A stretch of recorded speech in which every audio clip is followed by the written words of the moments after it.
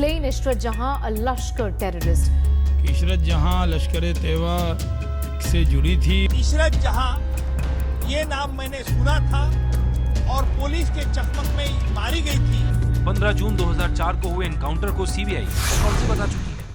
कांग्रेस और भाजपा 2004 में इशरत जहां और 3 अन्य के मौत से संबंधित 7 साल पुराने हलफनामे पर झगड़ रहे हैं। इन चारों का पुलिस ने एनकाउंटर किया और पुलिस ने यह बताया कि ये लोग आतंकवादी थे।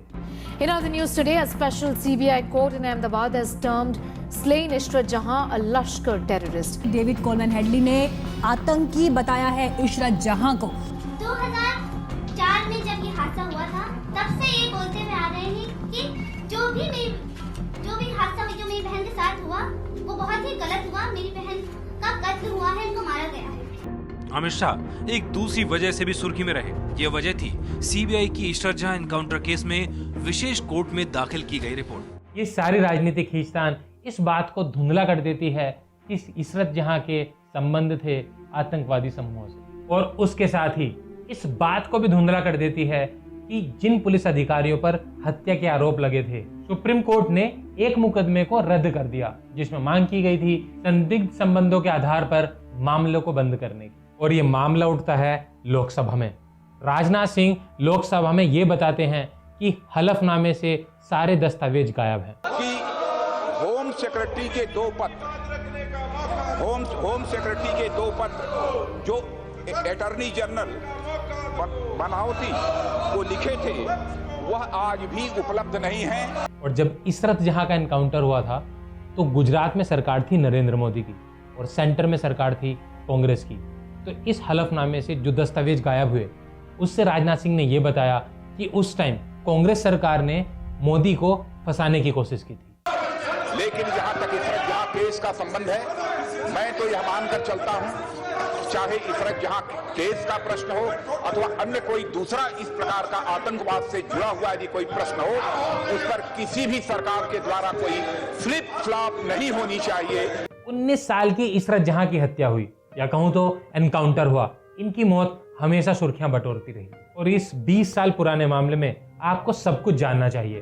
कभी कभी पूरा का पूरा सिस्टम देश को नुकसान पहुंचाने का एक एजेंडा चलाता है, और इसका सबसे बड़ा उदाहरण है इशरत जहां केस एनकाउंटर। और आज हम इसी केस का एक MRI स्कैन करेंगे, क्योंकि इस केस में 31 मार्च 2021 को सीबीआई कोर्ट ने 3 अधिकारियों को बरी कर दिया। कोर्ट ने तरुण बरोट और जीएल सिंघल समेत 3 लोगों को बरी किया है। Abhay Chudasama, G L Singhal, Rajkumar Pandian, Vipul Agrawal and now PP Pandey. All senior police officers accused of being part of stage-managed encounters now out on bail. ये तीनों ही अधिकारी इस केस में हत्या के आरोपी थे। जून 2004 में गुजरात पुलिस पर जावेद शेख और इशरत जहां समेत 2 लोगों की हत्या का आरोप लगा। तो पहले समझते हैं कि कौन थी इशरत जहां। इशरत जहां का जन्म बिहार में 1985 को हुआ था।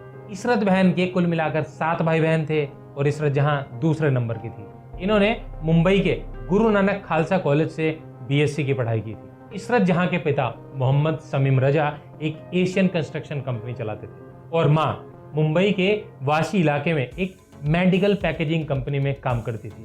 और ये सभी लोग मुंब्रा, जो कि एक मुस्लिम बहुल इलाका है मुंबई के ठाणे के पास, वहां पर रहते थे। 2002 में इशरत जहां के पिता की मौत हो जाती है और पिता की मौत के बाद इशरत जहां की मुलाकात होती है जावेद शेख या फिर प्राणेश से, जो कि केरल का रहने वाला था। ये जावेद की सेक्रेटरी बन जाती है और उसके अकाउंट्स का भी काम देखने लगती है। जावेद शेख लगातार मुजम्मिल भट्ट के संपर्क में था और इनकी तैयारी थी मोदी पर हमला करने की। इशरत के परिवार वालों के अनुसार इशरत जहां की मुलाकात जावेद से एनकाउंटर के ठीक 2 महीने पहले हुई थी। ट्यूशन के बच्चे नहीं आते हैं, जिसके घर में 6 भाई बहन हैं, एक अम्मी हो, 8 लोग को कैसे चलाना, उसके घर में खाने के लिए नहीं है। वो लड़की कहीं जॉब करती, जॉब के सिलसिले में अगर वो जावेद से मिलती है तो इस बात को लोगों ने इशू बना के रख दिया कि जावेद से क्यों मिली। इसने इशरत को नौकरी दी और उसके बाद इशरत को अपने साथ नासिक, बेंगलुरु और लखनऊ ले गया। और 11 जून 2004 इशरत जहां अपने घर पर यह कहती है कि उसे जावेद शेख के साथ नासिक में किसी टूर पर जाना है। और 11 जून को ही ये नासिक पहुंच जाती है और फ़ोन करती है अपने घर पर कि मैं बस स्टॉप पर हूँ। और थोड़ी ही देर बाद ये एक दूसरा फ़ोन करती है अपने घर वालों को, और ये शायद इसका आखिरी कॉल था। ये कॉल पर कहती है जावेद आ चुका है और जावेद के साथ कुछ अजीब लोग हैं और मैं घबराई हुई हूँ। और इसके बाद इशरत जहाँ की कभी भी अपने घर पर कोई बात नहीं होती। और 15 जून 2004 गुजरात पुलिस और एटीएस एक ज्वाइंट ऑपरेशन करती है बाहरी इलाके में अहमदाबाद के, और इस ज्वाइंट ऑपरेशन में 4 लोग मारे जाते हैं। एक इशरत जहाँ, एक जावेद शेख, एक अमजद अली राणा और एक जीसान जौहर। एनकाउंटर के बाद पुलिस एक प्रेस कॉन्फ्रेंस करती है और बताती है कि ये चारों लश्कर के मॉड्यूल्स थे। But what does this count as act in the line of duty, a fake encounter? How would that be action in the line of duty? Everybody was on duty. You see, they are. It's on duty. It's not that they were on leave and this encounter took place. और गुजरात में इन्हें भेजा गया था मोदी जी को मारने। मोदी उस time Gujarat के मुख्यमंत्री थे। और खैर आपको ये भी बताता चलूँ, ये वर्ष है 2004 का और 2002 में दंगे हुए थे। और पुलिस के इंटेलिजेंस को इस बात की पहले से ही भनक लग जाती है और पुलिस इन्हें मार गिराती है। और जैसे जैसे ये खबर पूरे देश में फैलने लगती है तो मानो चारों तरफ एक आग सी फैल जाती है। केरल के जावेद शेख के परिवार वालों ने अपनी आवाज़ उठाई और उसके साथ ही इशरत जहाँ के परिवार वाले भी टीवी पर आ गए। और इन दोनों परिवारों के साथ ही इस पूरे दलदल में कूद पड़ती हैं राजनीतिक party. Let's go straight into our debate tonight. Joining me is also my colleague Srinivasan Jain, who's covered this story very closely. We're going to get more details from him on what the CBI is planning next. Columnist and author Tavleen Singh is here with us. Joining us from the political parties tonight, we have Lok Sabha MP from the Congress Party and spokesperson Jagdambika Pal. Kiran Kher, member of the BJP's national executive, is with us. Mukul Sinha, a lawyer for Javed Sheikh, one of those who was killed in that encounter, joins us tonight from Ahmedabad. Police ने अपनी कार्रवाई के बाद इशरत जहाँ की body दे दी थी इशरत जहाँ के परिवार वालों को, और आतंकी राणा और अमजद का अंतिम संस्कार किया था खुद पुलिस ने। और उस समय जब इशरत जहाँ की शव यात्रा निकली थी तो उस समय एक 10,000 लोगों की भीड़ का एक हुजूम उमड़ा था इशरत जहाँ के पीछे, और इस भीड़ की अगुवाई कर रहे थे समाजवादी पार्टी के नेता अबू आजमी। इस दौरान नेताओं, राजनीतिक पार्टियों ने इसे हत्या बताया और सीबीआई जांच की मांग की। और मैं ये भी बताता चलूं, उस समय केंद्र में सरकार थी कांग्रेस की। उसके बाद लाहौर से एक न्यूज़पेपर जिसका नाम था गजवा टाइम्स, उसमें एक खबर निकलती है कि इशरत काम कर रही थी लश्कर तैयबा के लिए। और ये जो न्यूज़पेपर है गजवा टाइम्स, ये मुखपत्र है लश्कर तैयबा का। इसमें यह कहा गया कि इशरत को जन्नत नसीब हुई है और ये उस समय अपने पति के साथ मिशन पर थी। गजवा ने अपनी वेबसाइट पर लिखा कि गुजरात पुलिस ने इशरत का बुर्का हटा दिया और उसकी लाश को दूसरे मुजाहिदीनों की लाश के पास लेटा दिया। लेकिन भारत की सेक्युलर पॉलिटिक्स इसे कैसे स्वीकार कर लेती। इस दौरान इशरत जहां के लिए राजनेता हो या फिर अभिनेता, ये सारे लोग अपने आंसू बहा रहे थे। ये लोग इसे अपनी बेटी या बहन बता रहे थे।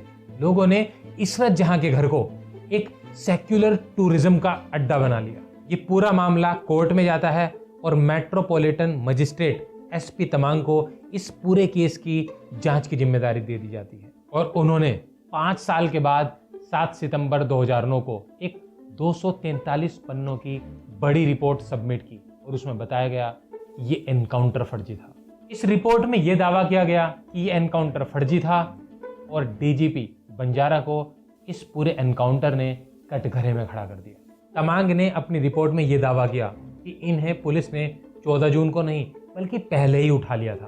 फिर इन्हें पुलिस कस्टडी में गोली मारी गई, फिर इनके पास हथियार रखे गए और इन्हें घोषित किया गया कि ये आतंकवादी हैं। इस रिपोर्ट में ये दावा किया गया कि इन चारों के कोई संबंध नहीं था लश्कर से। और गुजरात सरकार इस रिपोर्ट के खिलाफ चली जाती है गुजरात हाई कोर्ट में।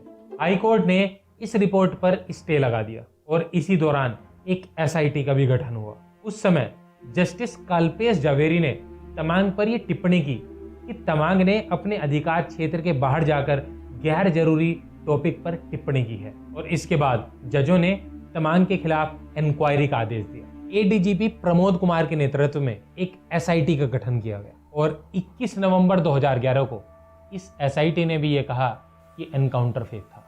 इसमें कुछ पुलिस वालों को नामजद किया गया और इसमें बताया गया कि 20 पुलिस वालों ने ये हत्याएं की हैं और इसमें कुछ आईपीएस रैंक के अधिकारी भी शामिल थे। और इसके बाद इस पूरे मामले की जांच करती है सीबीआई। सीबीआई की तरफ से भी इस एनकाउंटर को फर्जी बताया गया। सीबीआई ने अपनी चार्जशीट में ये बताया कि गुजरात पुलिस प्रणेश पिल्लई और इसरत जहां को गुजरात के आनंद डिस्ट्रिक्ट से उठा लेती है और इन्हें अहमदाबाद के बाहरी इलाके में एक पुलिस हिरासत में रखती है, जहां जिशान जोहर और अमजद अली पहले से ही पुलिस की गिरफ्त में थे।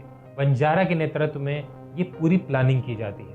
15 जून की सुबह इन्हें बाहर निकाला जाता है और एक सुनसान जगह पर ले जाकर इनका एनकाउंटर कर दिया जाता है। 21 फरवरी 2013 को सीबीआई गुजरात कैडर के आईपीएस जीएल सिंघल को गिरफ्तार कर लेती है और इसके साथ साथ कई और पुलिस वाले भी। और इसके बाद सीबीआई 90 दिनों के भीतर कोई चार्जशीट फाइल नहीं कर पाती है और इसकी वजह से इन सबको जमानत मिल जाती है।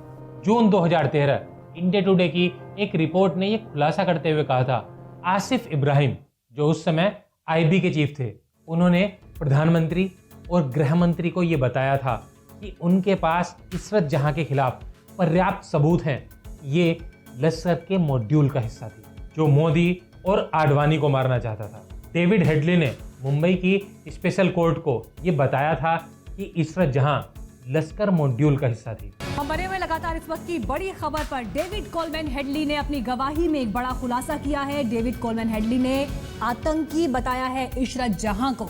उसके अनुसार ये लश्कर की फिदाइन हमलावर थी। ये कश्मीरी आतंकवादी मुजम्मिल भट्ट को डायरेक्ट रिपोर्ट करती थी। उसने ये बताया कि उसे ये बात जाकिर उर रहमान लखवी ने बताई थी। इसरत जहां के मामले में विशेष सीबीआई अदालत ने इन सारे आईपीएस को बरी कर दिया।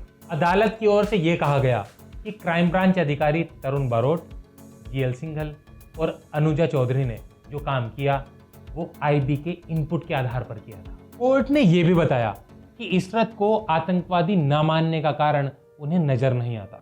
पुलिस अधिकारियों ने जिन परिस्थितियों में इस घटना को अंजाम दिया वो परिस्थिति जघन्य थी। उनके द्वारा कुछ भी जानबूझकर नहीं किया गया और इन्होंने किसी भी सीबीआई के आदेश का उल्लंघन नहीं किया था। गुजरात सरकार ने इन तीनों पर महाभियोग चलाने से इनकार कर दिया था और कोर्ट ने यह भी कहा कि इन तीनों ने जो किया वो कर्तव्यपरायण था।